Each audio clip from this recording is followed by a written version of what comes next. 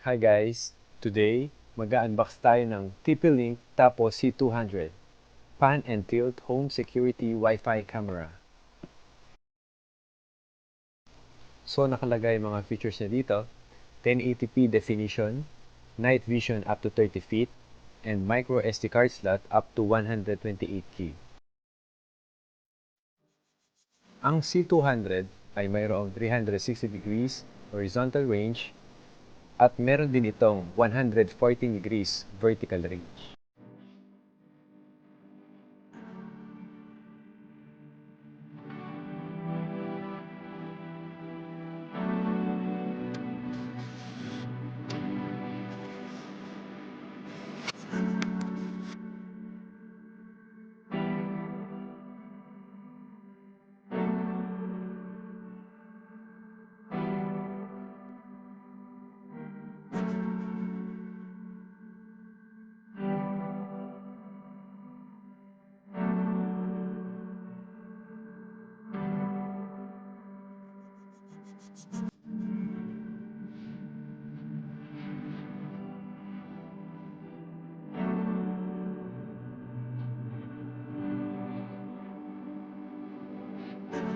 Yun, meron siyang Quick Smart Guide. Ang laman ng box ay power adapter. Ito naman pang mounting, kung saan i-install yung camera. At lastly, yung Tapo C200 camera.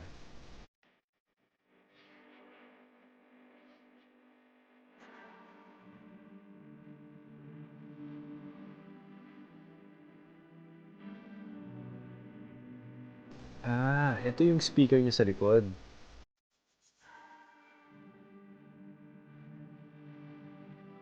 So yun, i-set up na natin.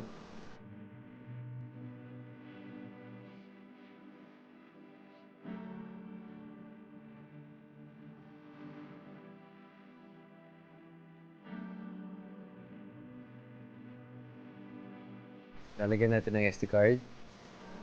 So, dito yung card slot niya. Ayan po. Ayan po banda.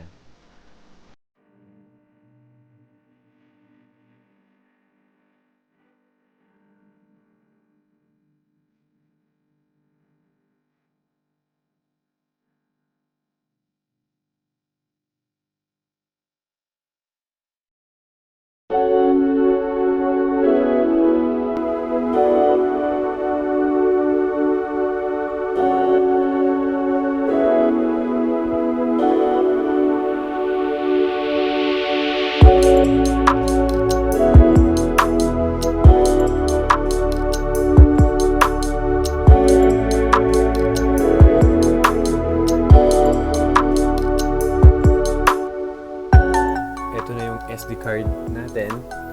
Ang brand na kinuha natin yung SanDisk Ultra. So 64GB to. Kasi pag 64GB, kaya niya mag-record ng up to 7 to 8 days na video.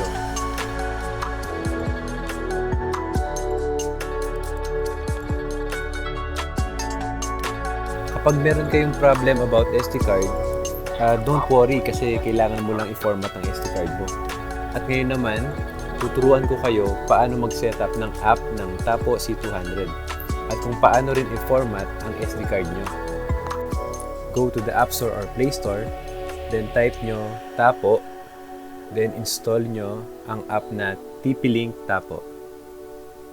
Tapos i-open lang natin yung application. Ayan, matagal lang. Tapos yan, mag-sign up lang kayo dyan. Tapos gumagawa kayo ng account. And then, done. Ngayon naman, i-format natin ang SD card. Go to camera settings. Scroll down. Tapos click natin yung micro SD card. Initialize. And then, wait lang natin. Kailangan natin i-format ang SD card para makapag-record at makapag-save tayo ng mga video. So, yan. Okay na.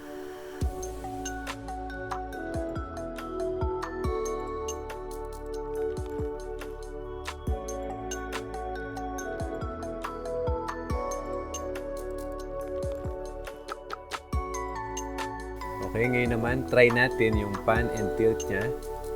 Click natin yung left arrow. So yan, nagle-left siya. Okay, nagro-rotate naman ng maayos. Tsaka, ito na rin siguro yung magiging test natin para sa day mode. So far naman, malinaw siya.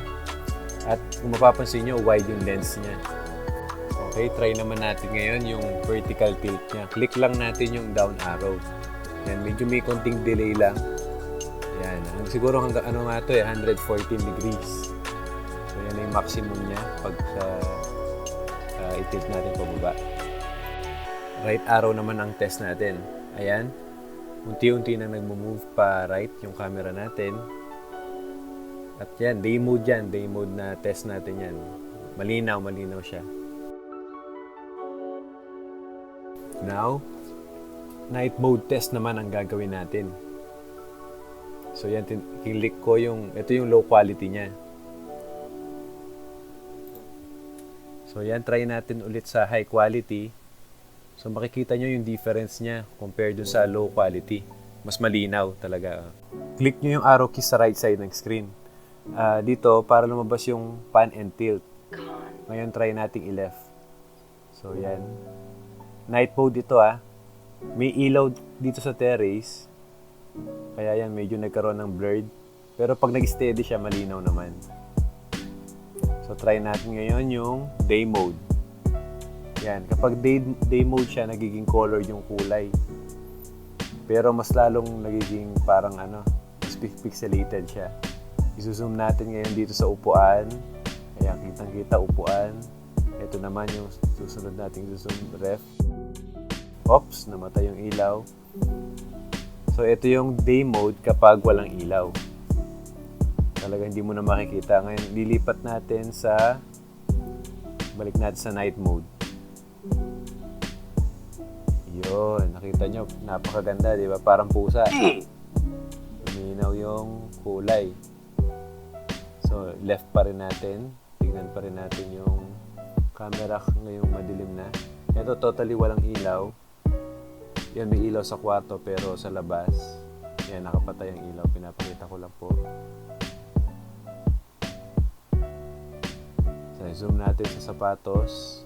Yan, umiilaw yung sapatos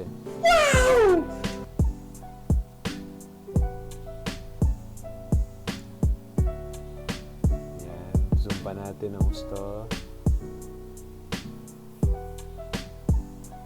Zoom out. So, okay siya. Mabilis mag-response yung zoom in at zoom out niya.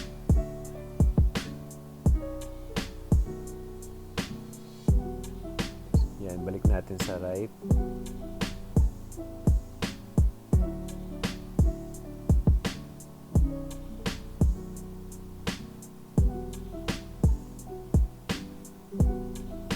Ngayon naman, try natin ang marks. For example, ang front gate. Once na i-click yan, automatically na nag-a-adjust yung camera. Para sa angle na yan, magmamark lang kayo ng mga position para mas mabilis ang pagtingin nyo yung sa mga part ng bahay. So ito, naglagay tayo dito. Ito yung garage. So pag kinlik mo yung front gate, ang side park, so ito yun.